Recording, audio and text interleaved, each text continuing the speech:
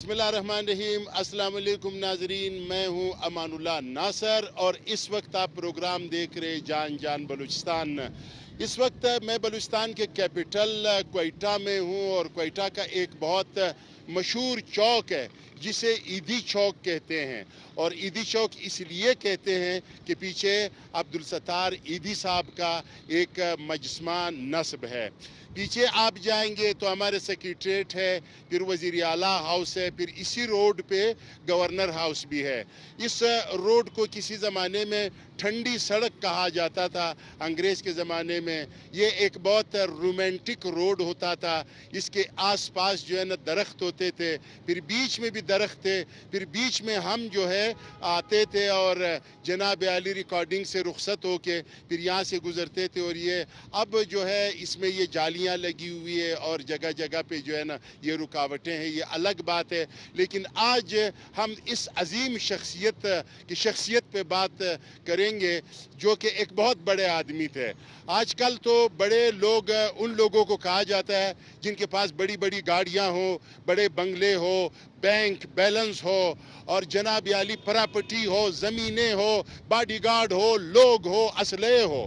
لیکن یہ جو بندہ تھا اس کے پاس یہ تمام چیزیں ان کو مل سکتی تھی، لیکن انہوں نے ٹھکرا دیا تھا اور انہوں نے یہ تہیہ کیا تھا، انہوں نے یہ فیصلہ کیا تھا کہ میں نے اللہ کے مخلوق کا خدمت کرنا ہے، اور اسی خدمت نے ان کو اتنا امر کر دیا ہے کہ اب ان کا یہ اسٹیچو یہاں پہ نصب ہے اور یہاں سے گزرتے ہوئے لوگ دیکھتے ہیں اور عیدی صاحب کو یاد کرتے ہیں۔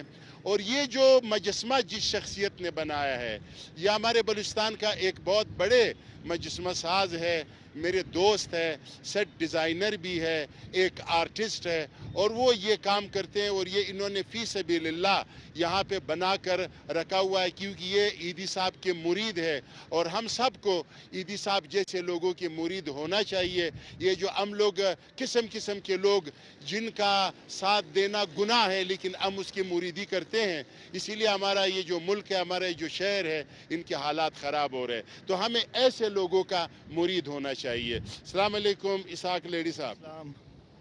پہلے آپ مجھے یہ بتائیں کہ یہ آئیڈیا کیسے آیا آپ کو کہ یار میں عیدی صاحب کا یہ مجسمہ بنا کے اور اس چوک پہ نصب کر دوں؟ یہ ایسے ہے کہ عیدی صاحب شروع سے میرے آئیڈیل رہے ہیں، میرے فیوریٹ رہے ہیں۔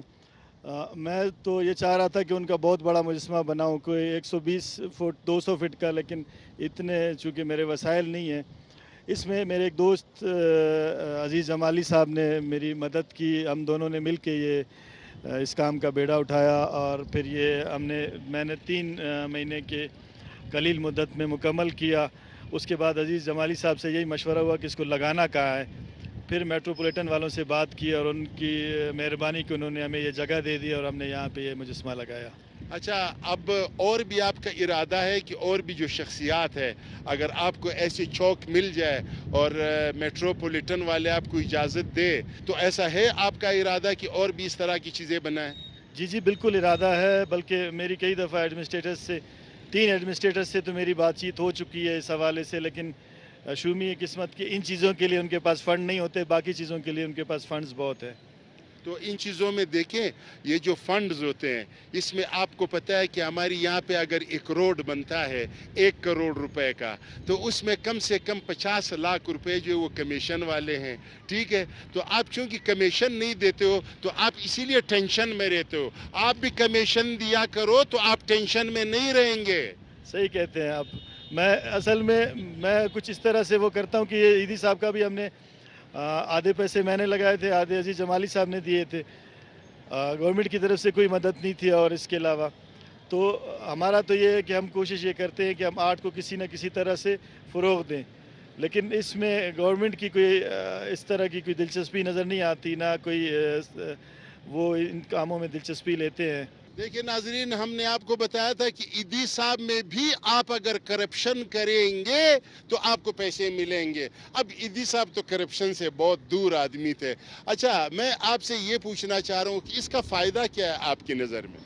اصل میں ہمارا ہیروئزم کا ایک تصور ہے کہ جو باہر کے لوگ ہیں جو یہاں پہ فاتح آئے تھے، جو تلواروں کے ساتھ آئے تھے، جو بندوقوں کے ساتھ آئے تھے، ہمارے ہیرو وہ ہے.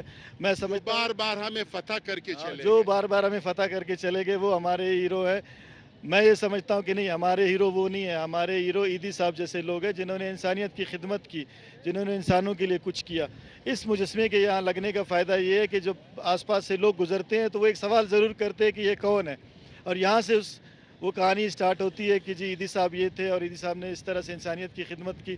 تو ہم یہ چاہتے ہیں کہ ہیروئزم کا جو تصور ہے وہ چینج ہو جائے. ہیروز اس طرح کے لوگ ہو، ہیروز وہ لوگ ہو جنہوں نے انسانیت کے لیے کچھ کیا ہے. اور میں جناب اسحاق لیڈی صاحب کی اس بات سے اتفاق کرتا ہوں کہ ہیروئزم جو ہے وہ انسانیت کا ہونا چاہیے. ہیروئزم میں یہ قومی عصبیت جو ہے، تعصب جو ہے، اسی طرح قبائلی جو تعصب ہے، اسی طرح صوبائی جو تعصب ہے، اور اسی طرح جو مذہبی تعصب ہے، مذہبی تعصب بھی ہے جو فقوں کی شکل میں ہے، یہ نہیں ہونا چاہیے. اصل میں بڑے انسان وہ ہوتے ہیں، بڑے مسلمان وہ ہوتے ہیں، بڑے پٹھان، بلوچ، پنجابی، سندھی، سرائکی وہ لوگ ہوتے ہیں جو انسانیت کے لیے کام کرے جناب. تو اب ہم جائیں گے جناب اسحاق لیڈی صاحب کے ایک اسٹوڈیو میں.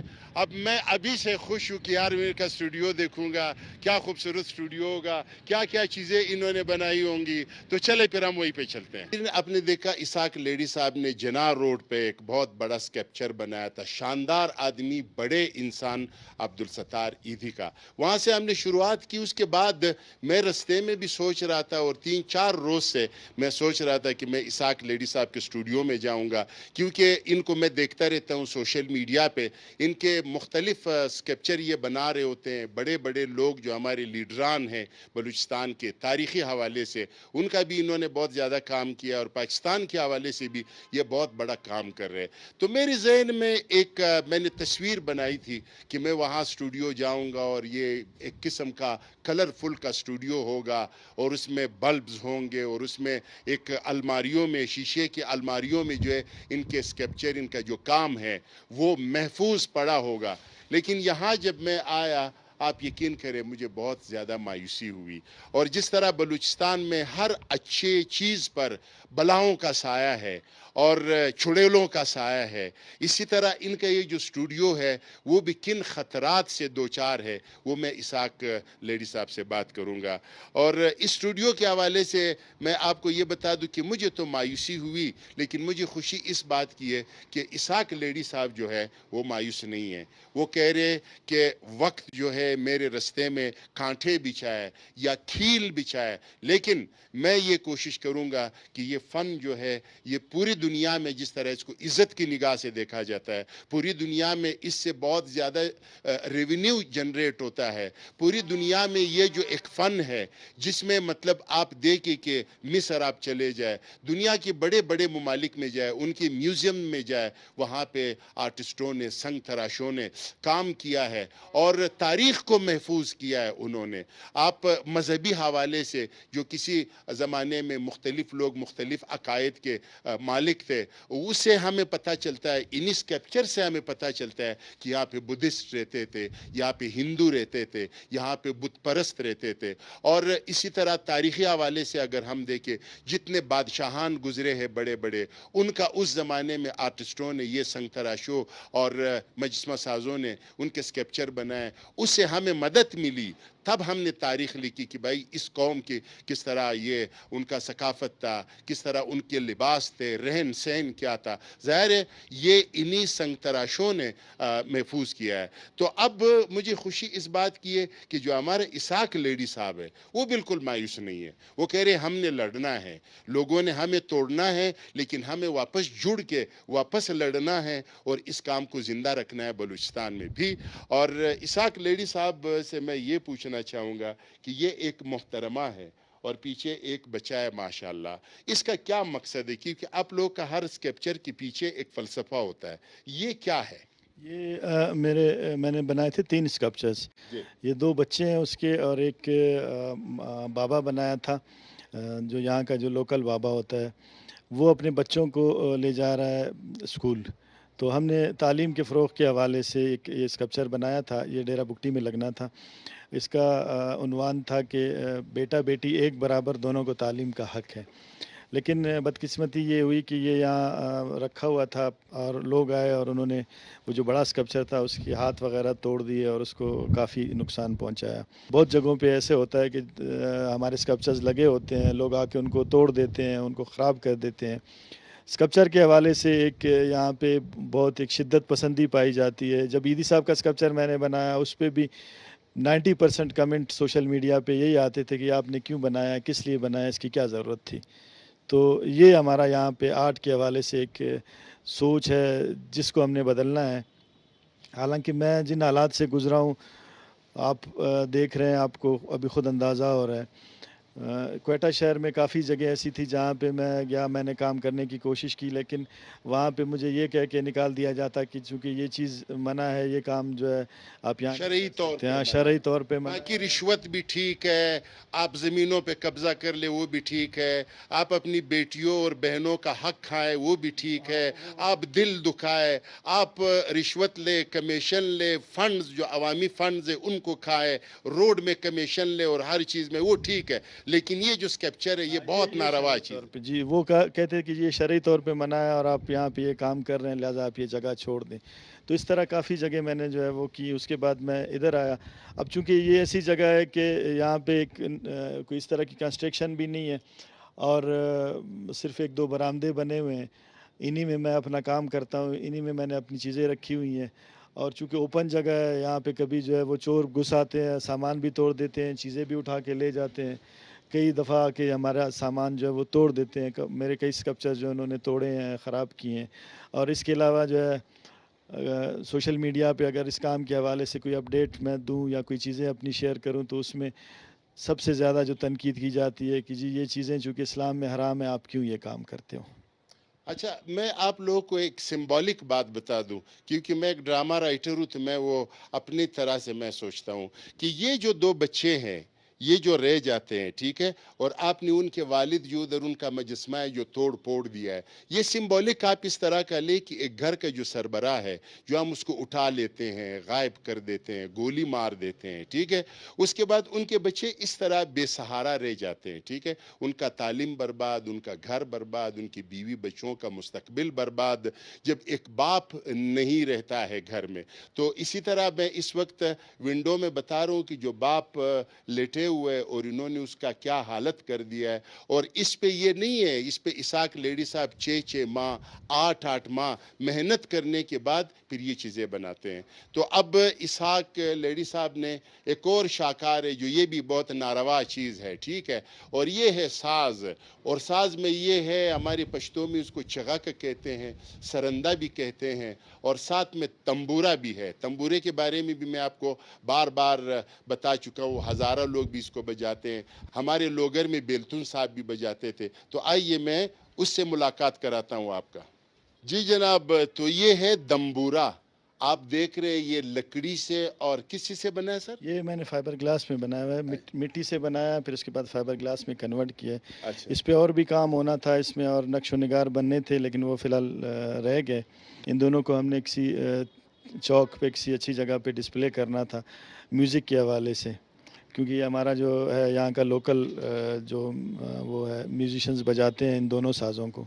اور اس دن یہ ہمارے ایئرپورٹ روڈ ہے, یہاں پہ کسی صاحب نے جو ہے نا مارخور بنایا تھا, اور پھر سوشل میڈیا میں لوگ اس کے اوپر بیٹھے ہوئے اور پھر اتر کے اس کو توڑنے کی بھی کوشش کرتے ہیں. یہ صرف نہیں, ایک پارک بنی ہوئی ہے ہمارے ایئرپورٹ روڈ پہ, وہاں کی جو بینچز ہے جس پہ لوگ بیٹھتے ہیں اس کو بھی توڑ دیا ہے. اور پھر ایک جال سا حکومت نے بنائی تھی کہ یہ جو لوگ ہیں یا بچے ہیں وہ ریلوے کی طرف نہ آئے, اس کو بھی پھاڑ دیا تھا. میں اس بات پہ حیران ہوں کہ صرف نہ یہ کہ انہوں نے یہ بت پرستی کو غلط جانا یا میوزک پرستی کو انہوں نے برا کہا, وہ بینچز کا کیا قصور ہے؟ وہ جو انہوں نے مارخور لگایا تھا, ہمارا قومی جانور ہے پاکستان کا, اس کو بھی انہوں نے توڑنے کی کوشش کی ہے.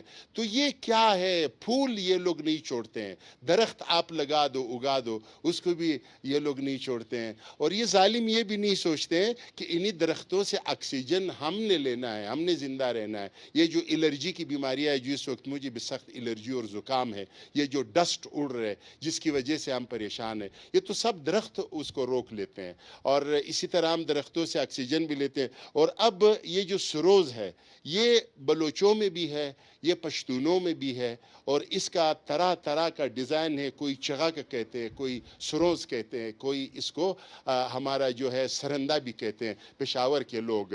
تو یہ جو میں اسحاق صاحب سے یہ پوچھنا چاہ رہا ہوں کہ آپ ایک تو بت بنا رہے ہو, پھر اس کے بعد آپ ساز بنا رہے ہو, آپ یہ دھندا کیوں نہیں شروع کرتے ہو؟ کوئی میزائل شزائل بناؤ, کوئی کلاشنکوف بناؤ, کوئی بڑی بڑی تلواریں جس نے سر کٹی ہوئی اس کو اٹھا کے رکھا ہوتا ہے, ایسی چیزیں بناؤ تو لوگ خریدیں گے بھی, خوش بھی ہوں گے, وہ ان چیزوں کو توڑیں گے بھی نہیں. تو اب یہ چیزیں کیوں بنا رہے ہو بھائی؟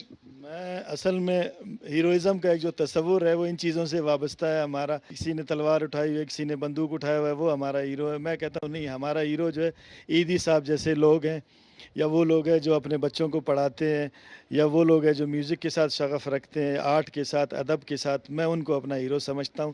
یہ جنہوں نے تلواریں اٹھائی ہوئی ہیں, جنہوں نے جو ہے وہ میزائل اٹھائے ہوئے ہیں, جو لوگوں کو قتل کرتے ہیں, جو لوگوں کے گردنیں کاٹتے ہیں, وہ ہیرو نہیں ہیں ہمارے. وہ میں ان کو دہشت گرد سمجھتا ہوں, چاہے وہ کسی بھی شکل میں ہوں. اچھا, میں آپ کو ایک بات بتا دوں, میں نے تربت میں آپ کو دکھایا تھا, وہاں پہ ایک چوک ہے, اسے قلم چوک کہتے ہیں, قلم کتاب چوک. تو دو بلوچ بچے بیٹھے ہوئے ہیں, وہ کتاب پڑھ رہے, اور پھر دو قلم بنے ہوئے ہیں. یہاں پہ بھی بنا ہوا تھا, اس کو بھی توڑ دیا. قلم کی بھی تو ہم دشمن ہیں نا, اور کتاب کو بھی ہم جلاتے ہیں, اس کی بھی ہم سخت دشمن ہیں. اور تو اس کے بعد جو ہے نا, پھر میں نے ایک اور چوک پہ دیکھا, اس طرح کی دو چیزیں لگی ہوئی تھی, ایک چوک پہ نصب تھی. اور پھر میں نے لوگوں سے کہا کہ یہ جو تربت ہے یہ ایک دن ترقی ضرور کرے گا, کیونکہ یہ ان دو چیزوں سے محبت کرتے ہیں, ایک طرف ساز اور دوسری طرف کتاب اور قلم. اور ماشاءاللہ اس وقت جو تربت ہے وہ دن بدن ترقی کر رہے. اور آپ تربت کے بازار میں جب داخل ہوں گے, میں نے کچھ نئے روٹس دیکھے, آپ یقین کریں ایسا لگ رہا تھا کہ میں اسلام آباد میں جا رہا ہوں. تو ہمیں بھی ان آرٹسٹوں کا قدر کرنا ہے. یہ پراپرٹی ڈیلروں کا, اور یہ جو بڑے بڑے جو گاڑیاں بغیر کاغذات والے بیچتے ہیں, یہ جو زمینوں پہ قبضہ کرتے ہیں, یہ جو منشیات بیچتے ہیں, ان کا ہم نے بہت قدر کی, کیونکہ ہم پیسوں کو دیکھنے والے لوگ ہیں. ہم یہ نہیں دیکھتے ہیں کہ بھائی بندہ کیا ہے, ہم صرف یہ دیکھتے ہیں کہ پیسے اس کے پاس کتنے. اسی لیے ہمارا معاشرہ دن بدن بگڑ رہا ہے. تو اب ایک اور چیز مجھے نظر آ رہی ہے, یہاں سے ایک سانپ کڑے ہے اور ہاتھ اس طرح رکھے ہوئے. اب اس کا کیا پس منظر ہے, کیونکہ ہر آرٹسٹ کا ایک خیال ہوتا ہے. تو میں اسحاق لیڈی صاحب سے درخواست کروں کہ اس کے بارے میں ذرا بتائیں. آئیے سر. ناظرین, جس طرح میں نے آپ کو بتایا تھا پروگرام کی شروع میں کہ یہ جو مجسمہ ساز ہوتے ہیں, جو آرٹسٹ لوگ ہوتے ہیں, یہ تاریخ کو بھی محفوظ کر لیتے ہیں اپنے اس اسکلپچرز میں. تو یہ ریلیف اسکلپچر ہے, اس میں بھی اسحاق صاحب نے بہت زیادہ کام کیا ہے. تو اس کے بارے میں ذرا بتائیں. یہ عیدی صاحب کا ریلیف ہے, یہ میں نے پہلے بنایا تھا, پھر اس کے بعد عیدی صاحب کا جو ہے وہ بڑا مجسمہ میں نے بنایا تھا. اس میں یہ ہے کہ میں پاکستان کے جو 100 شخصیات ہیں جنہوں نے عوام کے لیے کسی بھی حوالے سے, چاہے وہ سیاست کے حوالے سے, سماجی خدمت کے حوالے سے, ادب, شاعری, اس کے علاوہ ڈرامہ, تھیٹر, میوزک, سماجی خدمات, کسی بھی حوالے سے انہوں نے کام کیا ہو, میں ان کے اس طرح کے ریلیف اسکلپچر بنا رہا ہوں, کوئی 100 کے قریب. اچھا, اور اس کے بعد جو ہے یہ بھی تو عبدالستار عیدی صاحب کا ہے, یہ بھی آپ دیکھیں. اسحاق لیڈی صاحب جو ہے عبدالستار عیدی صاحب کے بڑے مرید لگ رہے, اور ان پہ بہت زیادہ کام کر رہے ماشاءاللہ, اور فری میں اپنے مطلب اللہ کی رضا کے لیے کہ یہ جو شخص ہے انہوں نے ساری زندگی ہمارے لیے کام کی ہے. تو یہ نہ صرف ہماری دلوں میں تو یہ ہے, تو یہ ہماری دیواروں پر, ہماری چوکوں پر بھی زندہ رہنا ہوگا اس کو, کیونکہ ہماری جو بچے ہیں تاکہ وہ دیکھ لے, وہ بھول نہیں جائے, کیونکہ ہمارا حافظہ بہت کمزور ہے. ہمارے لیے جو بھی اچھے کام کرتے ہیں ہم بھول جاتے ہیں. تو اسحاق لیڈی صاحب کہہ رہے کہ عبدالستار عیدی صاحب جو ہے وہ بھولنے والی چیز نہیں ہے, اور نہ ان کی جو خدمات ہے وہ بھولنے والے ہیں. اور اب تو جناب یہ ہے خان عبدالغفار خان المعروف باچا خان بابا, ان کا بھی انہوں نے یہ اسکلپچر بنایا, اور باچا خان بابا کے حوالے سے میں آپ کو ایک بات بتا دوں کہ عبدالستار عیدی صاحب کہہ رہے تھے کہ میں پھر ان سے متاثر ہوں، اور ان کا جو ملیشیا کپڑا ہے، ان کی جو سادگی ہے زندگی کی، اس سے میں متاثر ہو کے، اور پھر ان کا چونکہ وہ تحریک تھا خدائی خدمتگار، تو میں نے بھی پھر خدائی خدمت کے لیے اور اللہ کی مخلوق کے لیے میں نے ان کی خدمت کے لیے یہ رستہ چنا۔ یہ عبدالستار عیدی صاحب نے کراچی کے جلسے میں یہ بات کہی ہے، اور ان کو باچا خان امن ایوارڈ بھی ملا تھا ان کی پارٹی کی طرف سے۔ اور یہ جناب کون ہے؟ ڈاکٹر رتفاؤ جو ہے وہ ان کا تعلق جرمنی سے تھا، انہوں نے کراچی میں جزام کا پہلا ہاسپٹل بنایا۔ اس میں یہ ہوتا تھا کہ جو جزام کے مریض ہوتے تھے کسی گاؤں میں لے جا کے ان کو پھینک دیتے تھے، تو یہ جب آئی اس وقت یہ جوان تھی، انہوں نے جزام کے ان مریضوں کا علاج کیا اور اپنی ساری جوانی سے لے کے بڑھاپے تک اس نے سارا کراچی میں گزارا، ان کے لیے ایک ہاسپٹل بنایا اور ان کو جو ہے وہ ان کا علاج کرتی تھی۔ زندہ باد، زندہ باد۔ اور اسحاق لیڈی صاحب کہہ رہے کہ ان پہ پھر میں مزید ان کو پالش کرنے کے لیے مزید کام کروں گا تو یہ اور ماشاءاللہ خوبصورت ہو جائیں گے۔ یہ مجھے آسمہ صاحبہ لگ رہی ہے، آسمہ جہانگیر صاحبہ۔ یہ آسمہ جہانگیر صاحبہ ہیں جنہوں نے انسانی حقوق کے لیے کام کیا ہے، ایک نڈر خاتون لیڈر جس کو ہم کہہ سکتے ہیں، ایک ایکٹیوسٹ، ایک بہترین وکیل جنہوں نے خواتین کے حقوق کے لیے کام کیا ہے۔ تو میں نے زیادہ تر ان شخصیات کو ترجیح دی ہے جنہوں نے عوام کے لیے کچھ نہ کچھ کیا ہو۔ اپنے لیے کچھ نہیں کیا ہو، عوام کے لیے کچھ، اور تاریخ میں ہمیشہ اس طرح کے لوگ زندہ رہیں گے جو وہ لوگوں کے لیے، مخلوق خدا کی خدمت کے لیے اور اللہ کے لیے، اللہ کی رضا کے لیے، پیسوں کے لیے نہیں کام کرے، تو وہ ہمیشہ زندہ رہیں گے انشاءاللہ۔ یہ تو عثمان لالا ہے۔ جی ہاں، عثمان لالا میرے بھی فیوریٹ ہیں اپنے کردار اور شخصیت کے حوالے سے، اور دوسرا یہ کہ انہوں نے سارے قوموں کے لیے آواز بلند کی۔ صرف ایک قوم کے لیے انہوں نے جو بھی مظلوم اقوام ہے، جس کے ساتھ بھی ظلم ہوا، انہوں نے اس کے لیے آواز بلند کی۔ انہوں نے سارے مظلوم اقوام کے لیے آواز بلند کی، اور اس حوالے سے مجھے بہت پسند ہے۔ جی جی جی، تھینک یو۔ اور نیکسٹ جو ہے یہ تو بابا ہے۔ ان کا میں نے مجسمہ بنایا، ان کا بھی کردار اس طرح سے ہے کہ انہوں نے اپنی زندگی جد و جہد میں گزاری، اور ایک بہت اچھے لیڈر کے طور پہ، ایک بہت اچھے رہنما کے طور پہ۔ تو میرا چونکہ ایک وہ تھا کہ پاکستان کی 100 شخصیات، وہ شخصیات جنہوں نے عوام کے لیے قربانی دی ہے، عوام کے لیے کچھ کیا ہے، تو یہ ایک میرا مشن ہے ان 100 شخصیات کے اسکلپچرز بنانے کا۔ ابھی تک کوئی 12 شخصیات کے میں بنا چکا ہوں، آگے جو ہے وہ سلسلہ جاری ہے۔ جی جی جی۔ اور یہ عبداللہ بلوچ صاحب ہے جی، ہمارے ملنگ لیڈر، جو آخر تک اس کے پاس نہ اپنی موٹر سائیکل اور نہ اپنی گاڑی رہی، اور یہ ہمیشہ جو ہے نا 2-3 دفعہ تو میں نے بھی ان کو لفٹ دی ہے، اور پھر یہ سینیٹر بھی رہے، یہ قومی اسمبلی کے، اس قومی اسمبلی کی جو تقریباً آدھی بلوچستان بلکہ کوئٹہ کا ایک ہی سیٹ تھا، اس کا یہ قومی اسمبلی کا ممبر بھی رہا، اور آخر تک یہ اسی طرح رہا۔ کئی دفعہ میں نے لوگوں کے ساتھ موٹر سائیکل میں بھی لٹکتے ہوئے دیکھا ہے۔ مستنگ ایک دفعہ یہ آئے تو ہمارے ایک وہاں پہ لوکل وہ تھے، کارکن تھے اس کے نیشنل پارٹی کے، انہوں نے کیا کیا، ان کو سائیکل پہ بٹھا لیا، تو ڈاکٹر صاحب سائیکل پہ ان کے ساتھ بیٹھ کے جلسہ گاہ تک پہنچے۔ جی جی جی، یہ پہلے سینیٹر صاحبان ہوتے تھے، اور یہ پہلے قومی اسمبلی کے ممبران ہوتے تھے جناب، اسی لیے ان کا اسکیپچر بن رہے۔ باقی پتہ نہیں ہزاروں ہمارے جو سینیٹرز ہیں وہ فوت ہو گئے، ادھر ادھر ہو گئے، قومی اسمبلی اور صوبائی اسمبلی کے، جنہوں نے کروڑوں روپے، اربوں روپے بنائے، ان کا کوئی اسکیپچر نہیں بنائے گا۔ آرٹسٹ جو ہے نا ہمیشہ وہ ریئل جو لوگ، یہ بابا غوث بخش بزنجو ہے جناب۔ جی، غوث بخش بزنجو بلوچستان کی پولیٹیکل تاریخ ہے، اس میں ان کا ایک بہت بڑا نام ہے۔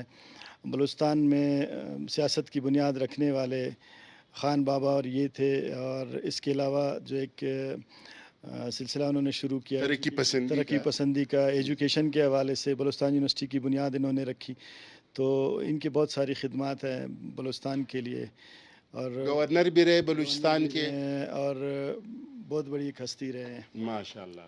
اور یہ جناب عطاءاللہ مینگل صاحب ہے، اختر مینگل صاحب ان کی آج کل بیٹا ہے اور قومی اسمبلی کا ممبر ہے، ان کا بھی آپ نے نام بڑا سنا ہوگا، ہمارے بلوچستان کے بہت بڑے لیڈر تھے ماشاءاللہ۔ اور یہ جو ہے یہ بھی ایک باغی لیڈر تھے، اور جناب خیر بخش مری صاحب، مجھے ذاتی طور پہ ان کا ایک جو لیڈرشپ کا اسٹائل تھا وہ پسند ہے۔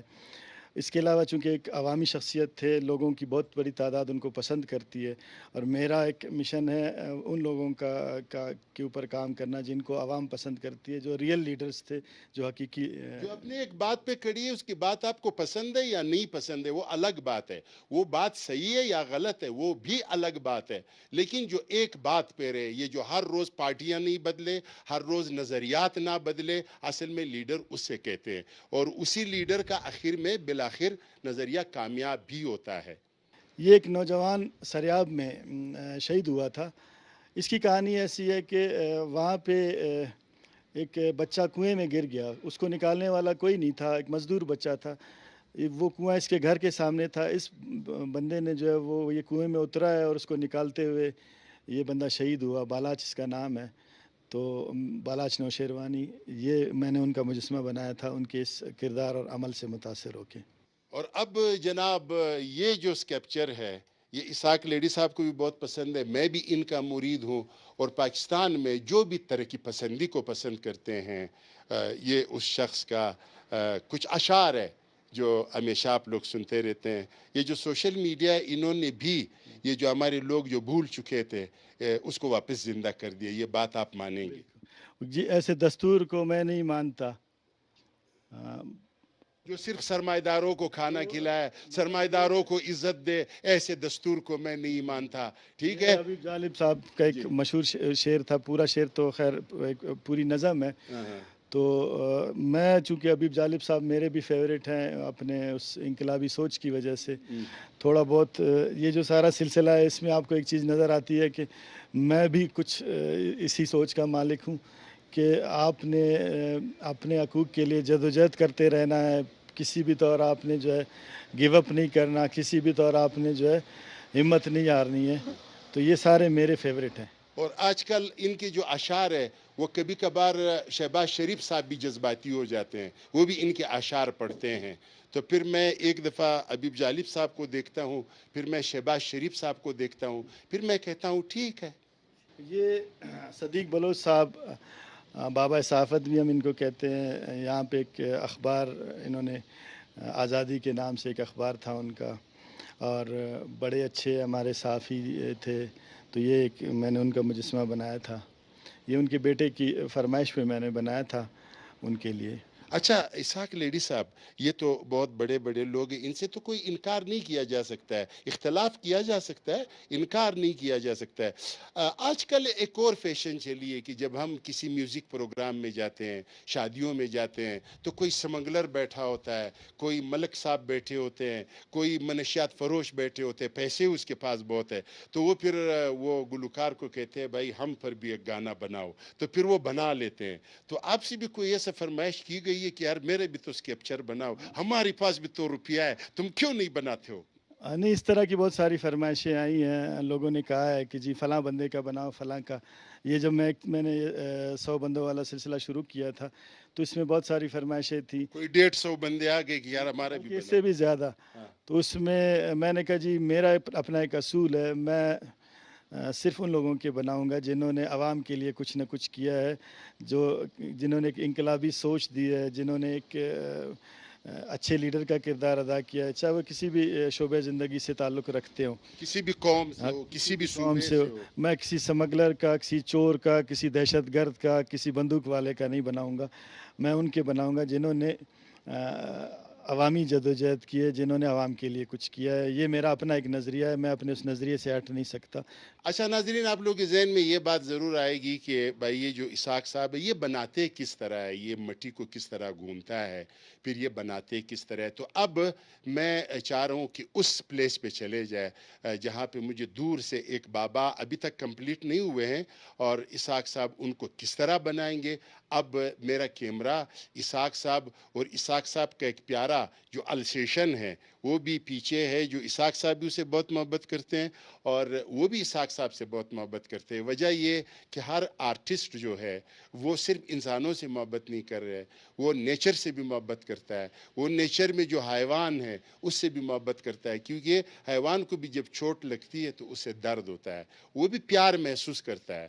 تو میں نے اس دن ایک اس طرح کتا تھا، کوئی بی فوت ہو گئی تھی ہماری رشتہ داروں میں چمن میں، تو میں اس کے فاتحے پہ گیا تو آپ یقین کرو وہ ایک بچہ بیٹھ جاتا تھا، 2-3 مرتبہ اس کتے کے سامنے اس بی کا نام لیتا تھا تو اس کتے کی آنکھوں سے آنسو جاری ہوتے تھے۔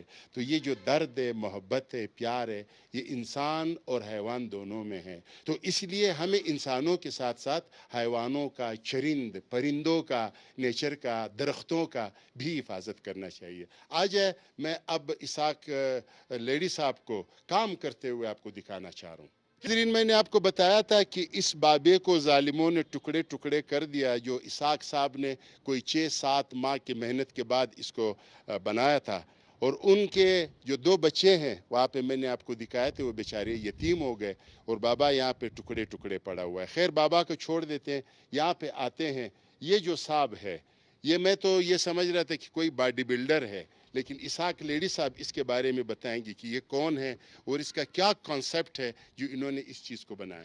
یہ ایسے ہے کہ یہ ہم نے ایک بچہ بنایا ہے جس نے اپنے لیے اپنے جو ہے وہ آرٹیفیشل پر بنائے تھے اس سے گتے سے۔ یہ ایک طرح سے ایک سمبولک اسکلپچر ہے۔ بچہ جو ہے وہ اڑنے کی کوشش کر رہا ہے، یعنی وہ ترقی کرنا چاہ رہا ہے، وہ ان منزلوں کو چھونا چاہ رہا ہے یا ان بلندیوں کو چھونا چاہ رہا ہے جو اس کے تصور میں ہے۔ تو اس نے اپنے لیے آرٹیفیشل پر بنائے تھے اور یہ ایک سمبولک اسکلپچر تھا، لیکن اس کا بھی یہ ہوا کہ اس کے پر توڑ دیے اور صرف اب اس کے اسی طرح ہاتھ بچے ہوئے ہیں۔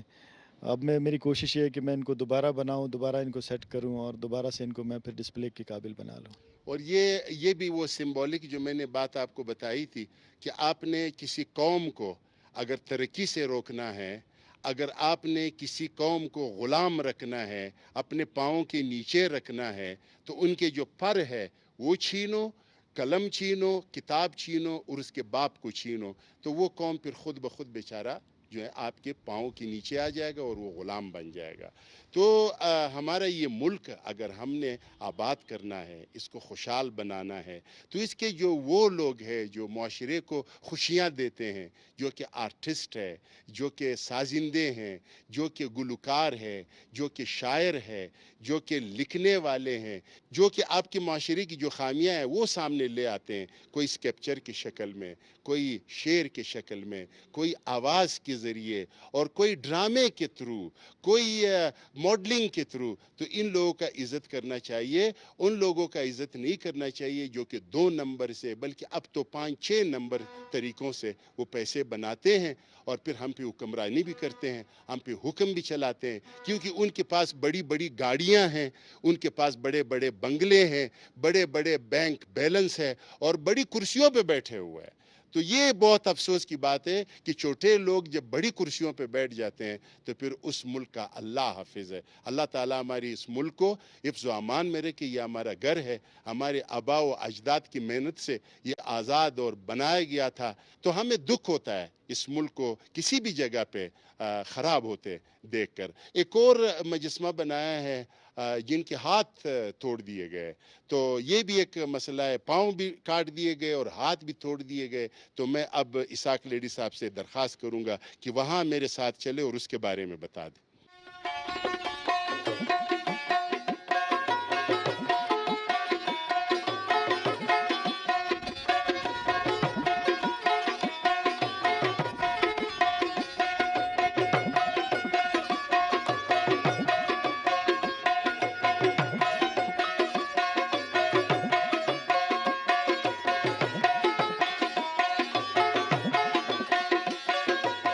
تو یہ ہے وہ بابا آپ دیکھ رہے ہیں، ان کے ہاتھ بھی توڑ دیے گئے اور بابا بیچارہ بہت ہی عجیب حالت میں بیٹھا ہوا ہے۔ یہ ایک بلوچ بابا ہے اور ان کے پاؤں بھی نہیں ہیں۔ تو اب اسحاق صاحب جو ہے اس کے بارے میں ذرا بتا دیں گے۔ یہ ایسے تھا کہ یہ ایک میں نے اسکلپچر بنایا تھا، بیل گاڑی پہ بیٹھ کے جا رہا تھا۔ پہلے ہم نے بنایا تھا، رکھا ہوا تھا باہر، میرے پاس اندر رکھنے کی جگہ نہیں تھی، تو ایک دن میں آیا تو اس کے ہاتھ بھی کٹے ہوئے تھے اور پیر ویر بھی کوئی توڑ کے چلا گیا تھا۔ اور اس کی گاڑی بھی لے کے، ریڑا بھی کوئی لے کے گیا۔ وہ بھی جو ہم نے اس کے لیے کچھ چیزیں بنائی تھی وہ بھی غائب تھیں۔ تو مسئلہ یہ ہے کہ اس طرح کی ساری چیزوں کے ساتھ یہاں پہ یہی ہوتا ہے کہ یا تو چیزیں غائب ہو جاتی ہیں یا ٹوٹ جاتی ہیں۔ کہ ہمارے جو باڈی گارڈ اور چوکیدار ہیں نا، وہ سارے یہ بڑے بڑے لوگوں کی اس پہ لگے ہوئے ہیں نا، حفاظت پہ لگے ہوئے ہیں. کوئی باڈی گارڈ ہے، منسٹر صاحب جا رہے، اس کے پیچھے کوئی ایک بہت بڑا کاروان جا رہا ہے. کچھ لوگوں کے گھروں پہ ریٹائرمنٹ کے بعد بھی میں نے سنا ہے کہ ان کو 4 باڈی گارڈ ملتے ہیں کہ اس کو کوئی ہوا نہیں مارے، بیچارے کو ہوا نہ لگے. ٹھیک ہے، تو یہ ہمارے جو لوگ ہیں جو ان چیزوں کا حفاظت کرنا چاہیے تھا، وہ بیچارے تو وہاں پہ لگے ہوئے. تو آپ کی ان چیزوں کا اللہ ہی حافظ ہے. اور اب ہم چلتے ہیں، ایک مٹی مجھے نظر آ گیا ہے. یہ مٹی جو ہے یہ آپ نے کیوں اکٹھا کیا، اس کے بارے میں ذرا بتائیں. تو جناب یہ ہے مٹی، اور یہ وہ والا مٹی ہے جو اسحاق صاحب پھر اس سے سونا بناتا ہے، لیکن وہ سونے کا ہمارے یہاں پہ خریدار نہیں ہے. اسحاق صاحب اس سونے کے بارے میں ذرا بتا دے، بلکہ اس مٹی کے بارے میں بتا دے، یہ کہاں سے آتا ہے اور اس میں کیا خصوصیت ہے. یہ اصل میں ہم لوگ سبی سے منگواتے ہیں. یہ چکنی مٹی ہے جس سے برتن بنائے جاتے ہیں. اسی سے ہم لوگ مجسمے بناتے ہیں. میں سارے اسکلپچرز اپنے اسی مٹی سے بناتا ہوں. اس کے بعد اس کی مولڈنگ کاسٹنگ ہوتی ہے. کاسٹنگ اس کی ہم فائبر گلاس میں کرتے ہیں، مولڈ اس کا ہم پلاسٹر میں بناتے ہیں. تو یہ ہمارے لیے تو بہت قیمتی مٹی ہے. عام لوگوں کے لیے شاید مٹی ہوگی، میرے لیے وہ آپ کے بقول سونے سے بھی زیادہ قیمتی ہے. اس لیے جو مٹی بچ جاتی ہے ہم اس کو دوبارہ ریسائیکل کر کے پھر دوبارہ اس کو استعمال کرتے ہیں. اچھا، وہ جو پلاسٹر آف پیرس ہے، یہ جو وائٹ ہے، یہ کیا چیز ہے؟ جب ہمارا مجسمہ کمپلیٹ ہو جاتا ہے مٹی میں، پھر ہم اس پہ پلاسٹر لگاتے ہیں پیسز میں. پھر وہ ہم نکالتے ہیں. اس کے بعد ہم اس پہ فائبر لگاتے ہیں. فائبر نکال کے پھر اس فائبر کو جوڑ کے ہم اچھا، یہ وہ سانچے قسم. سانچے ہیں جی، ہمارے مولڈز ہیں ہمارے سارے. اچھا، تو اب میں اسحاق لیڈی صاحب کو ایک مشورہ دوں گا.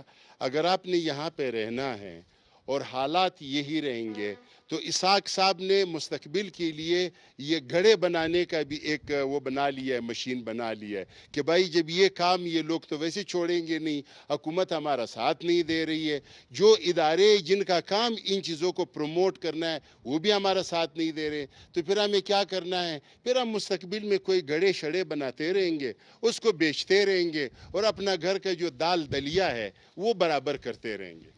میرے ساتھ ایک لڑکا تھا، وہ یہ کام کرتا تھا، تو پھر میں بھی خود تھوڑا بہت اس کے ساتھ کام کرتا تھا. میں نے ایک سلسلہ شروع کیا ہے، کوئی ڈیکوریشن پیسز، کوئی تھوڑے سے ٹریڈیشنل قسم کی چیزیں، کیونکہ مجھے پتہ ہے کہ اس کا یہاں پہ کوئی مستقبل نہیں ہے.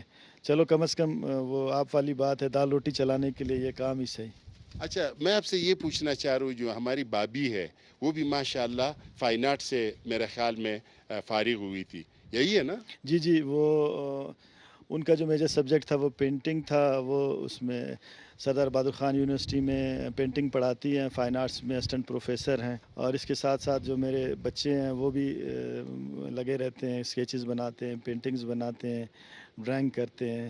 میوزک کے ساتھ ان کا انٹرسٹ ہے. بڑا بیٹا میرا گانے بھی گاتا ہے، اس کو شوق ہے.